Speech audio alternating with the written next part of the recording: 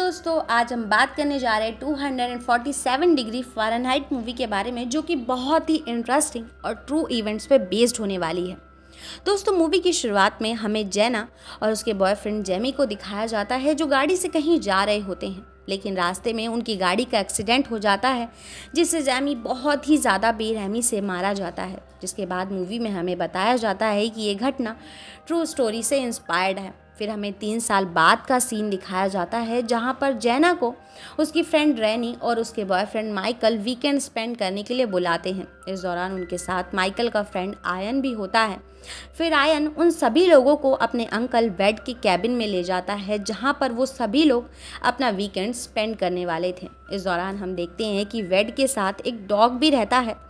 जिसके बाद सभी लोग एक साथ डिनर करते हैं। फिर जब जेना और रैनी कैबिन से बाहर आते हैं तो उनके पास वेड पहुंचता है, जो बताता है कि मैं तुम लोगों के लिए फेस्टिवल पार्टी जाने के लिए इनविटेशन ले आया हूं, अगर तुम लोग चाहो तो वहां जा सकते हो। हालांकि हम देखते हैं कि जेना पार्टी में नहीं जाना चाहती थी, क्योंकि कहीं ना कहीं वो अपने बॉयफ्रेंड को काफ़ी मिस कर रही थी। जिसके बाद हम देखते हैं कि सभी लोग शोना नाम के एक रूम में पहुंचते हैं, जिसे वेड ने बनाया था। ये रूम हीटर लगे होने की वजह से बहुत ही गर्म रहता है, जिसमें ठंड में लोगों को कंफर्टेबल महसूस होता है। हालांकि इस दौरान जेना उस रूम में नहीं आई होती है, इसलिए आयन उसे लाने के लिए बाहर जाने लगता है, लेकिन जेना उसे रूम के बाहर ही मिल जाती है। हालांकि इस दौरान वो काफ़ी डर रही होती है, यहाँ तक कि वो रूम का दरवाज़ा तक नहीं लॉक करती। फिर कुछ देर बाद उन लोगों को रूम के बाहर आना पड़ता है, क्योंकि उन्हें गर्मी लगती है, इसलिए वो स्विमिंग करने लगते हैं। फिर स्विमिंग करने के बाद वो वापस आते हैं तो माइकल और आयन की बातों से हमें पता चलता है कि आयन जेना को पसंद करता है। जिसके बाद सभी लोग वापस से वो शोना में पहुंचते हैं। इस दौरान उन्हें ठंड लग रही होती है, इसलिए वो रूम का टेम्परेचर बढ़ा देते हैं, लेकिन माइकल ने बहुत ज़्यादा ड्रिंक कर लिया होता है, जिससे वो रैनी की तरफ अट्रैक्ट हो रहा होता है, लेकिन वो इस चीज़ के लिए मना कर देती है, जिससे माइकल गुस्सा हो जाता है और शोना के बाहर ही रुक जाता है। इस दौरान हम देखते हैं कि रैनी भी इस बात से बहुत ज़्यादा गुस्सा होती है। हालांकि आयन उसे समझाने की कोशिश करता है कि वही पुराना माइकल है, लेकिन रैनी इस बात से सहमत नहीं होती और कहती है कि अब वो बदल चुका है। इन सब चीज़ों की वजह से रैनी भी बहुत ज़्यादा दुखी होती है और रूम के बाहर जाने की कोशिश करती है, लेकिन दरवाज़ा लॉक हो गया होता है, जबकि उस दरवाजे में लॉक था ही नहीं। जिस बात से जेना बहुत ही ज़्यादा घबरा जाती है और कहती है कि हम यहाँ पर फंसने वाले हैं, इसे जल्दी से खोलो, नहीं तो हम सब मारे जाएंगे। फिर हमें पता चलता है कि जेना किसी तरह से फोबिया से शिकार है, जिससे उसकी दवाई चल रही है, लेकिन उसने आज सुबह दवाई नहीं ली है। फिर माइकल उन दोनों को समझाता है और कहता है कि हम यहाँ पर नहीं फंसेंगे, और खुद दरवाज़ा खोलने की कोशिश करने लगता है। लेकिन जब दरवाज़ा नहीं खुलता तो रैनी माइकल को आवाज़ लगाने लगती है, क्योंकि उसे लग रहा था कि वो उनके साथ मजाक कर रहा है, लेकिन माइकल उन्हें कोई भी जवाब नहीं देता है। तो आयन रैनी को समझाता है कि अगर उसने हमें यहाँ पर लॉक किया है तो वो हमें यहाँ से बाहर ज़रूर निकालेगा, क्योंकि अभी वो यहाँ पर लॉक नहीं कर सकता। तभी जेना उनको बताती है कि वेड ने माइकल को किसी तरह का नशा दिया था, इसलिए हो सकता है कि वो इसी वजह से इस तरह की हरकतें कर रहा हो। जिसके बाद जेना पूछती है कि क्या वेड यहाँ पर आएगा, तो आयन बताता है कि वो तो पार्टी में गया हुआ है, इसलिए ज़रूरी नहीं कि वो वापस आए, इसलिए हमें खुद ही चेक करना होगा कि दरवाज़ा क्यों नहीं खुल रहा है।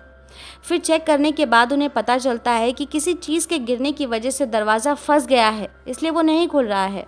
और क्योंकि रूम में गर्मी बढ़ती जा रही थी, इसलिए रैनी रूम की खिड़कियां तोड़ने के लिए कहती है, लेकिन आयन इस चीज़ के लिए मना कर देता है और कहता है कि हमें बस पानी पीते रहना होगा, जिससे हमें हीट स्ट्रोक ना हो।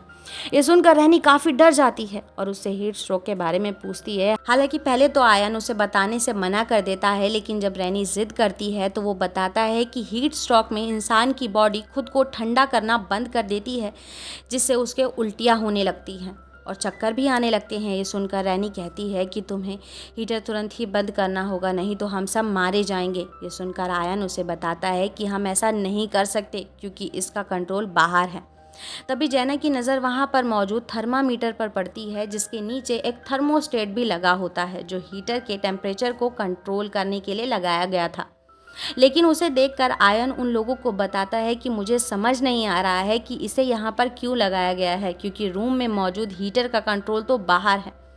जिसके बाद आयन हीटर से पत्थर निकालने की कोशिश करता है, जिस चीज़ में वो कामयाब हो जाता है। फिर वो बचे हुए पानी की हेल्प से पत्थर को ठंडा करता है और प्लान बनाता है कि वो उस पत्थर की हेल्प से दरवाजे पर लगे हुए कांच को तोड़ देगा, जिससे रूम टेम्परेचर कम हो सके। लेकिन जब वो पत्थर से कांच को तोड़ने की कोशिश करता है तो पहले तो वो इस चीज़ में नाकाम हो जाता है और उसका हाथ भी घायल हो जाता है, लेकिन फिर वो कांच को तोड़ देता है। फिर उसकी हेल्प से जेना और रैनी माइकल को आवाज़ लगाने लगते हैं, लेकिन वो उनकी बातों का कोई भी जवाब नहीं देता है। जिसके बाद आयन उन दोनों से कहता है कि हम माइकल को भी इस चीज़ के लिए ब्लेम नहीं कर सकते, क्योंकि उसने हमें यहाँ पर लॉक नहीं किया, बल्कि दरवाजे के पास रखी सीढ़ी के गिरने की वजह से ये दरवाज़ा पूरी तरह से लॉक हो गया है। हालांकि रैनी उससे कहती है कि वो सीढ़ी माइकल ने ही गिराई होगी, लेकिन आयन कहता है कि जब तक हमें इस बात का पता नहीं लगता है हम इस बारे में पक्का नहीं कह सकते। और अब खिड़की भी खुल गई है, इसलिए हमें पहले से रिलीफ मिलेगा। इस दौरान रेनी अपनी बॉडी को पानी से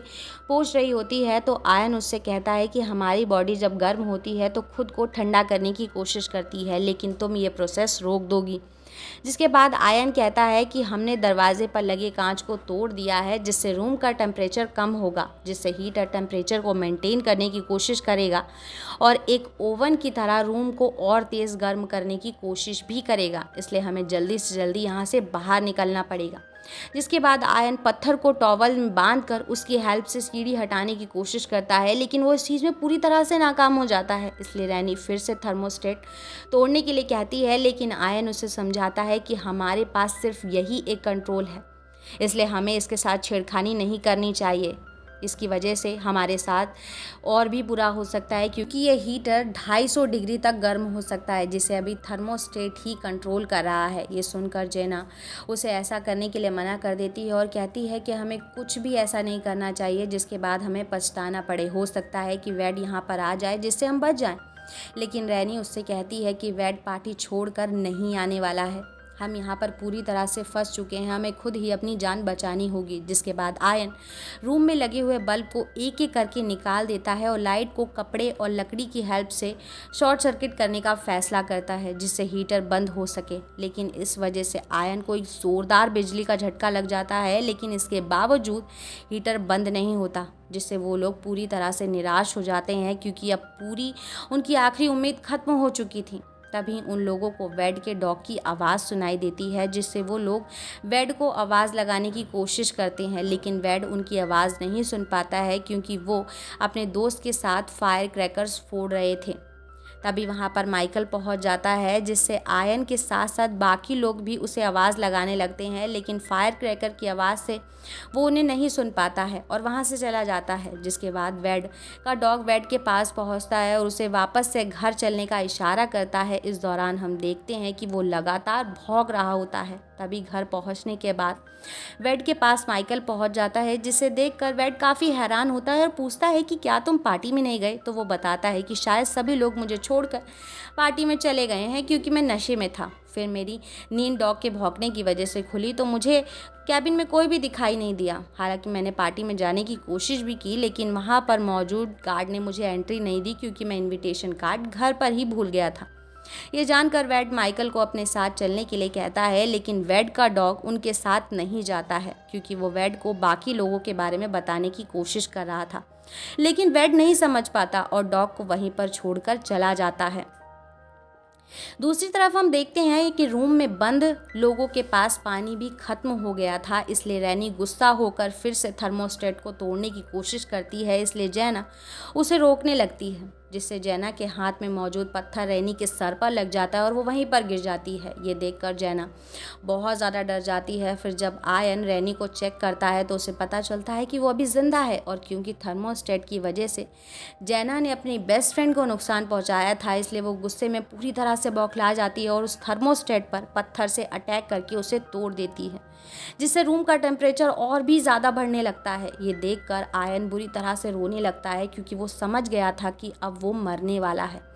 दूसरी तरफ हम माइकल को देखते हैं, जो वेड के साथ स्मोक करने के बाद वापस से घर के लिए निकल पड़ता है। इधर आयन पूरी तरह से पागल हो जाता है, इसलिए वो हीटर को तोड़ने की कोशिश करने लगता है और गर्म होने के बावजूद उसे हाथों से पकड़ रहा होता है, जिससे वो हीटर को तोड़कर ब्लास्ट करने में कामयाब भी हो जाता है। तभी रूम का दरवाज़ा भी खुल जाता है, लेकिन इस दौरान हम देखते हैं कि हीटर के ब्लास्ट होने की वजह से आयन बहुत ही बेरहमी से मारा गया है, जिससे जैना दौड़ते हुए फ्रिज के पास पहुंचती है और पानी पीने के बाद वापस अपने रूम में पहुंचती है तो उसे अपनी फ्रेंड की याद आती है, जिससे उसे होश आ जाता है और वो देखती है कि वो अब भी उसी कमरे में कैद है। और क्योंकि रैनी की हालत हीटर से निकल रही गैस की वजह से काफ़ी ख़राब हो रही थी, इसलिए जैना उसे दरवाजे तक ले जाकर सांस दिलाने की कोशिश करती है, लेकिन इस दौरान उसकी खुद की हालत भी बहुत ज़्यादा ख़राब होती है, इसलिए वो ऐसा नहीं कर पाती। तभी वो किसी तरह से टॉवल की हेल्प से रैनी को वहाँ पर खड़ा कर देती है, जिससे वो सांस ले सके। इधर माइकल भी घर पहुंचकर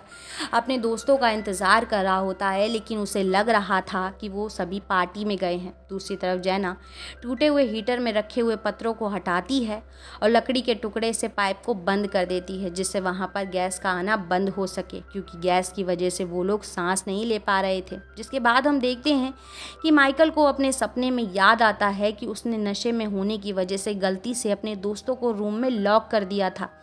यही वजह थी कि वो दरवाज़ा नहीं खुल रहा था। फिर जब वेड वापस घर पहुंचता है तो ये देखकर काफ़ी हैरान होता है, क्योंकि वहाँ पर सभी लोगों की हालत बहुत ज़्यादा ख़राब थी। फिर पुलिस के आने के बाद जब माइकल को अपनी गलती का एहसास होता है तो उसे बहुत ज़्यादा दुख होता है, क्योंकि अब वो चाह कर भी कुछ नहीं कर सकता था और उसकी एक गलती की वजह से उसका दोस्त आयन मारा गया था। और जैना और रैनी की भी हालत काफ़ी ख़राब थी। फिर जैना और रैनी दोनों को ही एम्बुलेंस से हॉस्पिटल ले जाया जाता है। इसी के साथ ये मूवी यहाँ ख़त्म हो जाती है। दोस्तों, उम्मीद करती हूँ आप लोगों को इसके एक्सप्लेनेशन और स्टोरी ज़रूर पसंद आई होगी, और पसंद आई हो तो प्लीज़ चैनल को सब्सक्राइब करके वीडियो को लाइक करना बिल्कुल भी मत भूलिएगा।